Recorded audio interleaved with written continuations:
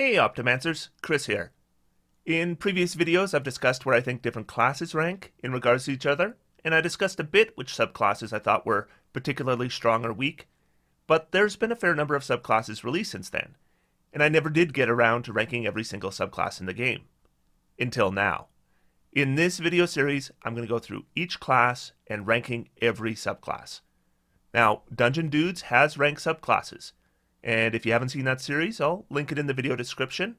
But I will be approaching this from a very different angle. That series ranked each subclass against each other, class by class. This series is going to be comprehensive. I'm going to rank every subclass of every class compared to the entire library of 114 official subclasses in the game. That means I will be accounting for the class the subclass is attached to as well, since some classes can actually be used to make a decently effective character with no subclass at all, and others rely heavily on more powerful subclass options to be even decently effective characters. So here is how it will work. I will not be discussing any subclass that is not official content, so subclasses that are third-party or playtest material are not included. This is a power ranking, so I'm not taking into account how well they are designed in this ranking or my personal preference. This will take into account how powerful they are as a single class build, as well as how powerful they are when multi-classed. I will be assuming feats are allowed and used, and that all the optional class features in Tasha's Cauldron of Everything are allowed as well. Just some things to note as well. Features are weighted by how soon they are received. A feature you get at level 3 is much more valuable than a feature you get at level 10, because these features see way more gameplay when you actually play the subclass. So this is not a comparison of which of these subclasses are more powerful at 20th level. I don't think that's very relevant to players. This is a comparison as to which you will find most powerful, assuming you are starting at low level and advancing levels through gameplay.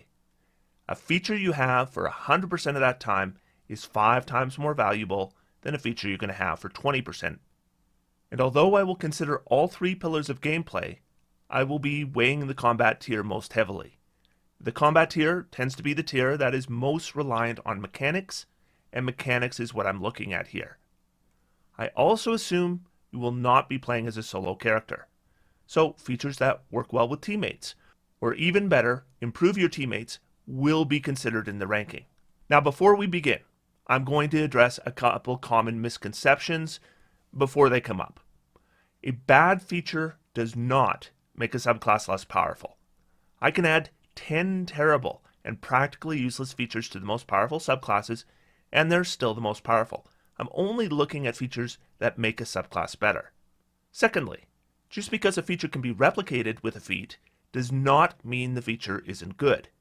Feats are not free, and they can be very powerful. They can even be more powerful than a subclass feature. So, a feature that can be replicated by a good feat can still be a great feature, improving the power level of the subclass. And the person playing that subclass has 1 extra feat they can use on any of the many potent feats in the game. I guarantee you're not going to have enough feats, and having 1 more is a big benefit. These rankings, of course, are subjective, and I don't expect anyone to agree with them in their entirety. And I do have some personal biases, which will probably become apparent. I like spells. I think they can be very powerful. And that's going to be clear enough as we move forward. Also, I should say, I like to make my saving throws, and I don't care who knows it. Give me a way to do that more reliably, and I'm likely to consider a subclass more powerful because of it. Finally, I don't assume you will be limited to 1 encounter per day. I don't assume you will have short rests whenever you want. So features that can be used more often I consider to be more powerful than single-use ones. Now, this is a very common rating system in D&D for the ranking of classes and subclasses, and it includes anywhere from the S tier being the highest and the D tier being the lowest, and I will not be using it. Instead, I'll be using this expanded tier chart that includes an E and F tier. Here are the criteria I will be ranking the subclasses with. If I give a subclass an S tier ranking, I don't just think it's powerful. I think it's probably too powerful. I think there are some potentially game-breaking mechanics involved, and these are going to come into play without requiring high-level play at all. My issue with these subclasses is you have a real possibility of invalidating other player character features. This can lead to overshadowing other players, and so if you're a power gamer, these options are for you. If you aren't, I think I would think carefully before selecting an S-tier subclass. If I give a subclass an A-tier ranking, I think it's a very powerful option. Characters using an A-tier subclass are easy to optimize and have features that should be showstoppers in gameplay, stomping down challenges with abandon. We may not break the game, but we're definitely going to make it a fair bit easier. If I give a subclass a B-tier ranking, I think it's a good subclass. Optimizing a B-tier subclass should result in a very effective character that has a strong contribution to a party of characters. Even with limited optimization, a B-tier subclass is probably still going to be reasonably effective. If I give a subclass a C-tier ranking, I think it's a decent option. Optimizing a C-tier subclass may require a bit more thought about how to make the best use of the features, but they can still be quite effective if handled with some thought and consideration. If I give a subclass a D-tier ranking, I think it's serviceable. Optimizing a D-tier rank subclass will lead to a decent character that can usually still pull their weight, but I wouldn't expect to stand out. If I give a subclass an E-tier ranking, I think it's a weaker option. An E-tier subclass needs some extra effort to make a character that contributes effectively at all, or perhaps the contributions they make end up being extremely narrow, or rely heavily on other characters helping them out. It's still possible to make a character that can be somewhat effective with an E-tier subclass, but if you just play it as it's presented, you can probably expect a disappointing experience. If I give a subclass an F-tier ranking, I think it's basically unredeemable. An F-tier ranked subclass differentiates from an E-tier subclass because it is bound to disappoint, and there just aren't any good ways to optimize it to make it worthwhile. And the F-tier subclasses, along with the S-tier subclasses, I think can be a problem when considering a team of players because they create pretty overwhelming imbalance. Subclasses aren't balanced against each other, and that's normally okay. But when you have these extreme cases on either end, it can weaken the game. When subclasses receive the same rank, I will be placing subclasses I think are more potent, more to the left of the chart, with the weaker further to the right. So at the end of this series, I will have a comprehensive list from top to bottom of every class and subclass combination in the game, all 114 of them. If you would like to support this content, please click the link in the video description to go to my Patreon. Patrons of this channel see these videos early and non-monetized, and my top level patrons can join me to play some D&D every month.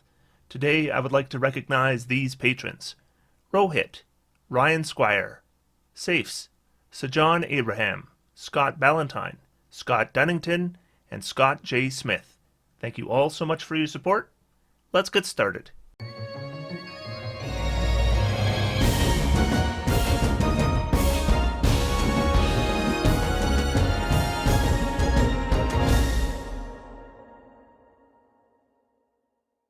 So we're going to begin our series with a relatively easy one.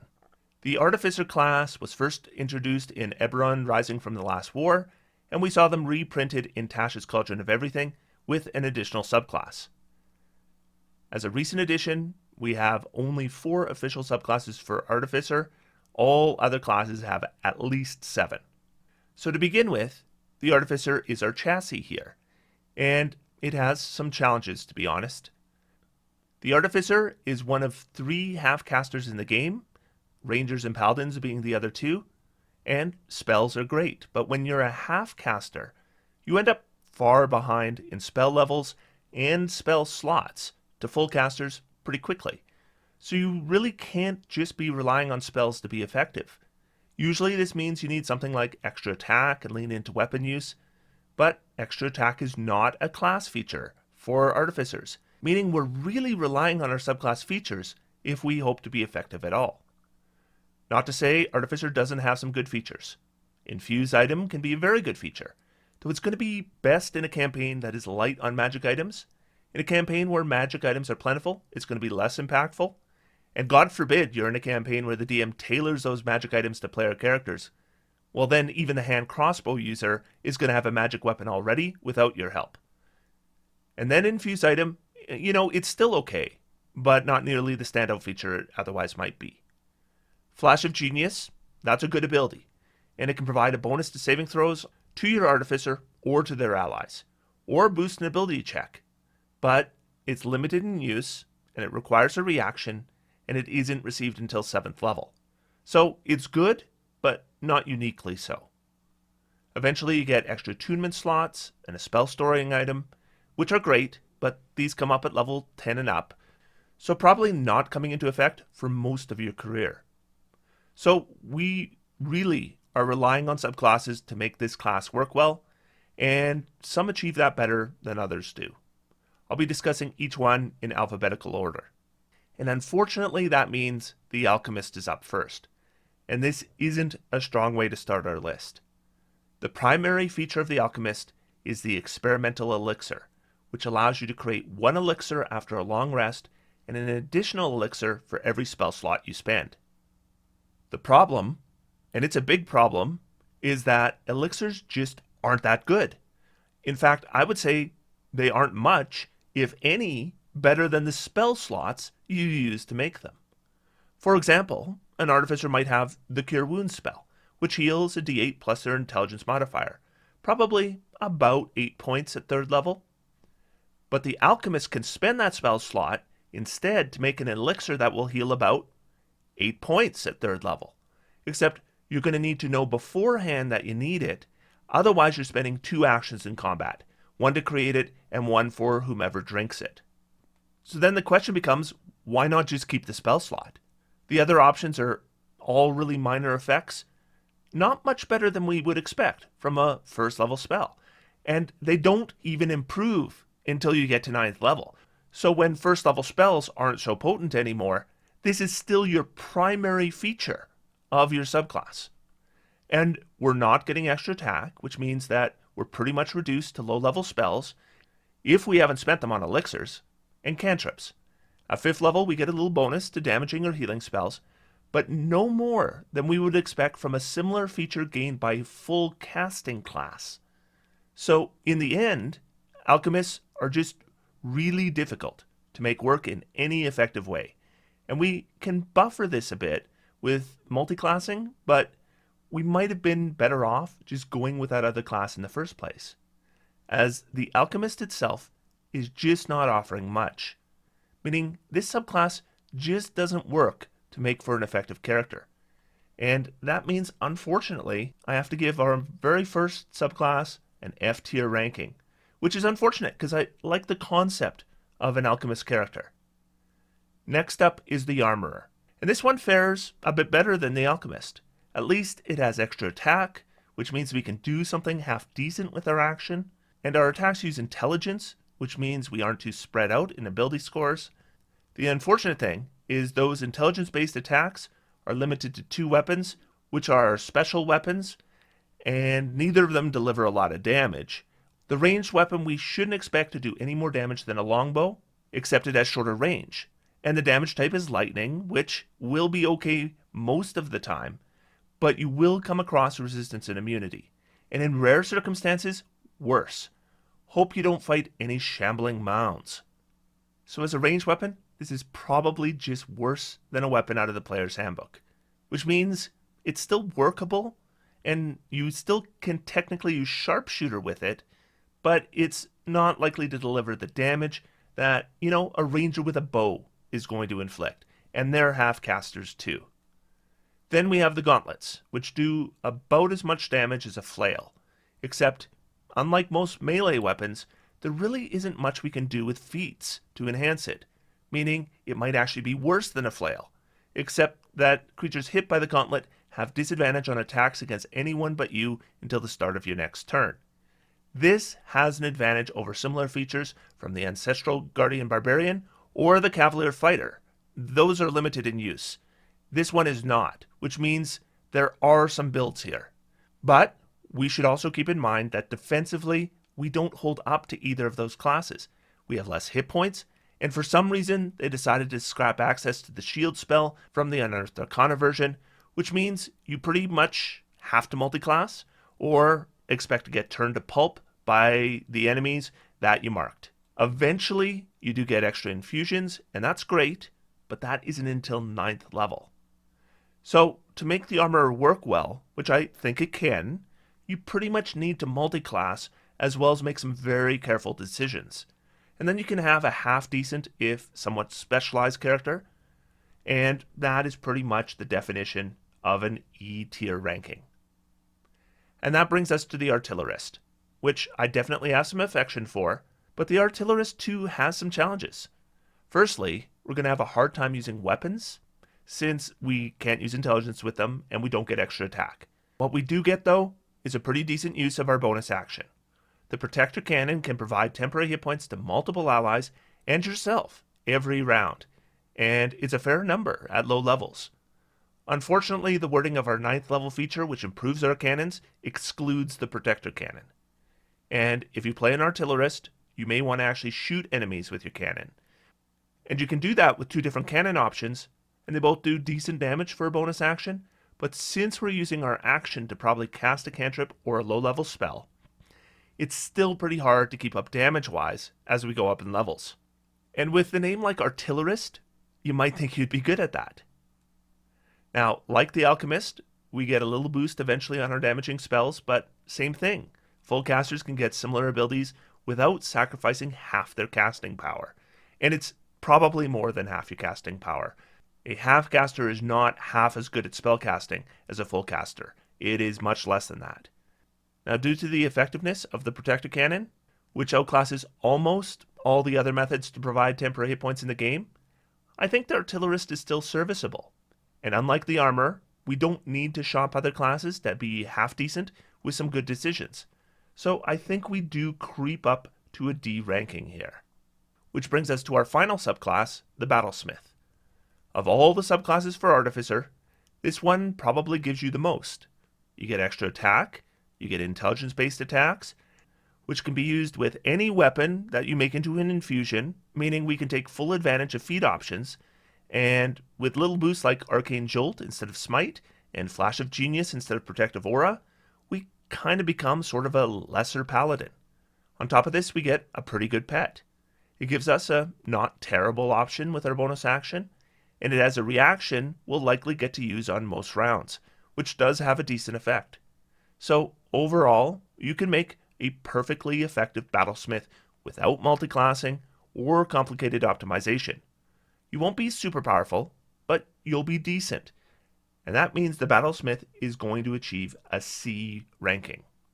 Now obviously we can see the Artificer, it's not one of our more potent classes here. But we can also see that it's definitely possible to make a half-decent Artificer as well, as long as we stay away from the Alchemist. And my ranking here is clear enough. Battlesmith, Artillerist, Armorer, and then Alchemist bringing up the rear. So that's our first class. Next time we're going to be looking at the Barbarian, so I hope you'll join me. Until then, going to sit back, relax, and have some fun. D&D is for everyone. Thanks everybody. Talk to you soon.